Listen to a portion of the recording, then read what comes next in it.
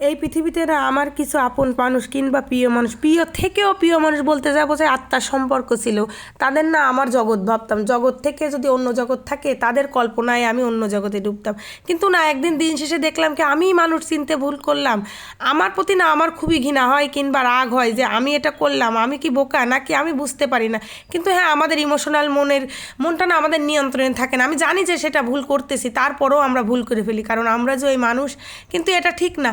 কিন্তু এই যে মানুষগুলো আমাদের সঙ্গ দেয়, পাশে থাকে, আশা দেয়, তাদেরকে ঠিক একটা মানুষকে এইভাবে মানুষের মনে কষ্ট দেয়া, কিন্তু তারা যদি ঠিক ভুলের বিচারই করতে পারতো তাহলে একটা মানুষকে শুধুমাত্র কষ্ট দিতে পারতো না কিংবা তাদের বিশ্বাসঘাতকতার সুযোগ নিতে পারতো না। আমার চেনা অনেক লোকই আছে, তারা মুখোশের আড়ালে ভদ্রলোক, তাদের ভদ্র সমাজের ভদ্র শোভনে তারা বেঁচে আছে। এভাবেই না মানুষকে বুঝিয়ে দেয় যে আমি কতটা ভালো, আমি ছাড়া এই পৃথিবীতে কেউ ভালো না, এই সেই করে মানুষের ইমোশনাল নিয়ে খেলে। কিন্তু না, আমাদের এই আশেপাশের মানুষকে আমরা চিনতে পারি না, চেনার চেষ্টাও করি না। কিন্তু একটা জিনিস সবসময় দিন শেষে বিশ্বাস রাখি, ভরসা রাখি, নিশ্চিত আল্লাহ একজন আছে। আজ হোক বা কাল, যার যার পাপের শাস্তি সে তো পাবে। আমি পাপ করলে না আমার শাস্তি আল্লাহ দিবে, দেওয়ার জন্য প্রস্তুত। এখান থেকে না ওখানে ওপারে পাবোই তো নিশ্চিত। আর যারা না মানুষের মন ইমোশনাল নিয়ে খেলা করে, তাদেরও জন্য কিছু না কিছু উপর আল্লাহ শাস্তি বরাদ্দ করে রাখছে। আজ সুন্দর সব কিছুই থাকতে পারে, তাকে দেখতে সুন্দর, কথাই সুন্দর, সব কিছুই সুন্দর থাকবে, একদিন তো আর থাকবে না। সময়ের সঙ্গে সঙ্গে সব কিছুর পতন ঘটে, শুধু অপেক্ষা। আর এই সময়টাই মানুষকে না বলে দেয় যে কখন কি করবে। মানুষ তো আমরা আজ আছি কাল থাকবো না, নিশ্চিত আমাদের শাস্তি কিংবা আমাদের অভ্যাসটা একদিন পরিবর্তন হবে। কেউ কারোর জন্য অপেক্ষা করে না। এই সুন্দর পৃথিবীতে সবার একটা নিজস্ব পরিবেশ পরিস্থিতি থাকে যে নিজের মতো করে বাঁচতে হবে।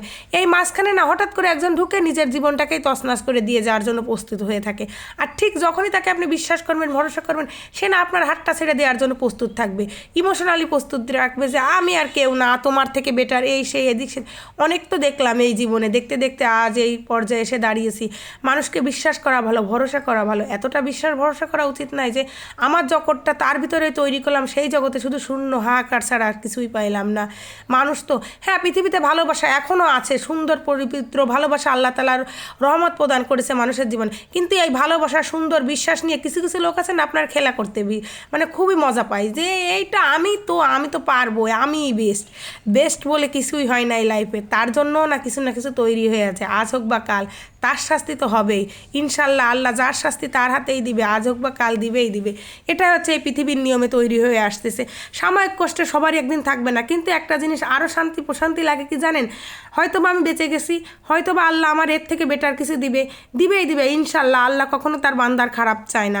সে আমার জন্য পারফেক্ট না কিংবা আমি তার জন্য পারফেক্ট ছিলাম না, আল্লাহ তাআলা হয়তো বা সামনে এগোতেই দেয়নি আমার ভালোর জন্য। আমরা দিন শেষে একটা আশ্বাস নিয়েই বেঁচে থাকি।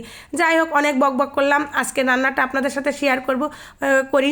কুমড়ো বড়ি তৈরি করছিলাম, এটা লাউ শাক দিয়ে আর পুঁটি মাছ দিয়ে এই কুমড়ো বড়িটার রেসিপি। আর হচ্ছে সবজি, ফুলকপি, মূলো আর হচ্ছে আলু দিয়ে, ধনে পাতা দিয়ে সবজি করছি। আর ছোটো গুঁড়ো চিংড়ি ছিল সঙ্গে। আর হচ্ছে কি আপনার ফুলকপি, আলু আর হচ্ছে দাঁতনে মাছ বলে আপনার, মানে মাছটা আমি দেখাইতে পারবো না, সরি, মানে মাছটা রান্না করে ফেলছিলাম। এর ভিতরে কী নামে ডাকে এই মাছটার নাম আমি অতটা বলতে পারবো না, কিছুটা পাতাড়ি মাছের মতো কোয়া কোয়া থাকে। যাই হোক, আলহামদুলিল্লাহ আপনাদের সাথে বকবক করতে করতে আমার দুপুরের রান্নার রেসিপিটা শেয়ার করলাম। আল্লাহ হাফেজ, ভালো থাকবেন।